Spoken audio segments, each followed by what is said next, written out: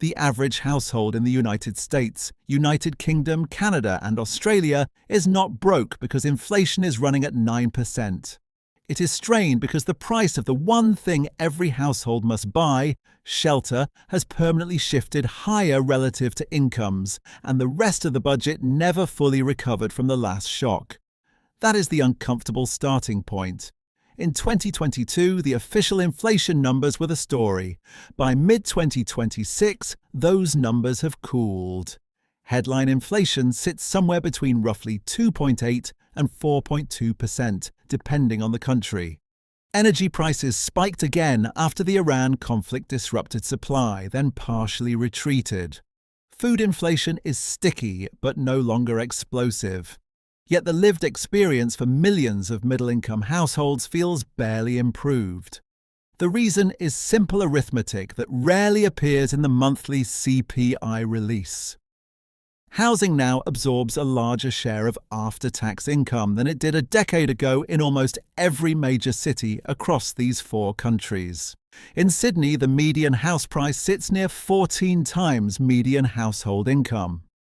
Vancouver, Toronto, San Francisco, Los Angeles, and parts of London and Melbourne remain in the severely or impossibly unaffordable range. Even in markets that look moderate on national averages, the combination of higher purchase prices, elevated mortgage rates, and rising insurance and maintenance costs has locked in a higher baseline.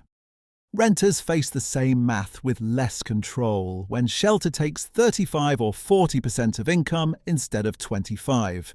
Every other category, food, transport, childcare, energy, becomes a tighter squeeze even if those prices stop rising as fast. This is not a temporary inflation problem, it is a relative price problem. Wages have risen in nominal terms. In some periods, real wages have even edged higher. But the goods and services that dominate a middle-class budget have risen faster than the average basket for years. Healthcare, insurance, childcare, and housing all carry structural cost drivers that monetary policy does not fully reverse.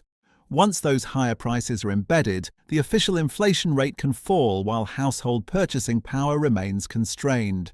The system that produced this outcome is not mysterious. In the decade after the global financial crisis, central banks kept rates low and asset prices rose. Housing supply in high-demand cities failed to keep pace with population and household formation.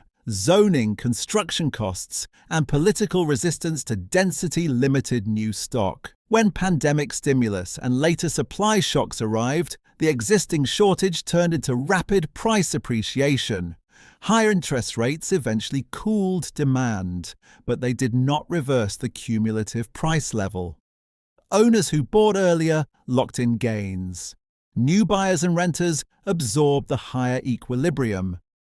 Meanwhile, the composition of spending shifted. Essentials take a larger share of lower and middle-income budgets. When energy or food spikes, those households feel it immediately. Discretionary categories, clothing, electronics, many services have seen slower price growth or outright declines relative to wages. The official CPI averages these effects. The lived CPI for a family with children and a mortgage does not. Popular advice often misses this structure. Cut the daily coffee, cancel subscriptions, track every expense in an app. These steps can reclaim a few $100s a year. They do not solve a structural gap measured in thousands. Side hustles sound attractive until the time cost and tax drag are counted. Gig work frequently pays less per hour than a primary job once expenses are subtracted. Moving to a cheaper city works for some people and fails for others whose income is tied to expensive labor markets. Geographic arbitrage is real, but it is not available to everyone and it carries its own risks. What actually moves the needle is harder and less glamorous. The first lever is income. Career decisions, skill acquisition, and job mobility still produce larger lifetime gains than most portfolio optimizations. A 5 or 10% real increase in earnings compounds across every future year. Negotiating, switching employers, or shifting into scarcer roles often beats any budgeting tactic. The second lever is the order of cash deployment. High-interest consumer debt destroys optionality.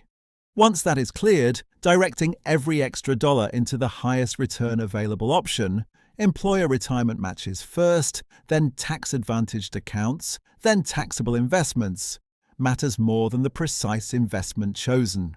The third lever is housing itself. In some markets, the rational choice is to stay a renter longer and invest the difference. In others, buying with a large deposit and a short amortization still makes sense. The math is local and time-sensitive. National rules of thumb fail. There is also a quieter form of resistance, refusing lifestyle inflation when income rises. Many households experience a raise and immediately expand fixed costs. Larger housing, newer cars, higher recurring services.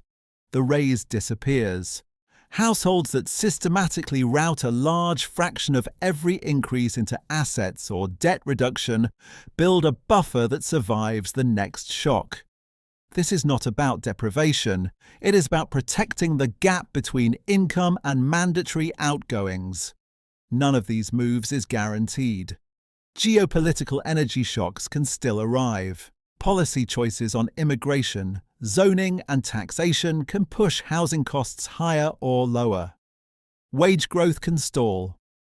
The point is not that individuals can perfectly insulate themselves. It is that the cost of living pressure of the mid-2020s is less about the latest monthly inflation print and more about a permanent change in the relative price of shelter and the distribution of gains from productivity. Households that treat the problem as temporary inflation to be waited out will keep feeling the squeeze. Households that treat it as a relative price and cash flow problem have more tools. The deeper question is whether societies will eventually rebuild enough housing and reform enough cost structures to restore the older relationship between middle incomes and middle living standards. Until that happens, the arithmetic remains the same. The crisis is not primarily the rate of change in the price index. It is the level of the most important prices relative to what most people earn. That level is now the baseline. Even if inflation settles near target for several years, the cumulative rise in shelter, insurance, and certain services has already rewritten household budgets. A family that once spent a quarter of its income on housing now spends closer to a third or more. The difference does not vanish when the monthly CPI reading improves. It compounds quietly through higher required earnings, delayed wealth building, and reduced capacity to absorb the next shock. Policy can alter the trajectory. More housing supply in high-demand areas, clearer rules around density, and reforms that slow the growth of non-discretionary costs would shift the relative prices back toward historical norms. Without those changes, individuals are left managing inside a tighter constraint. The practical response remains the same. Protect the gap between income and fixed costs, treat career mobility as a primary investment, and refuse automatic lifestyle expansion.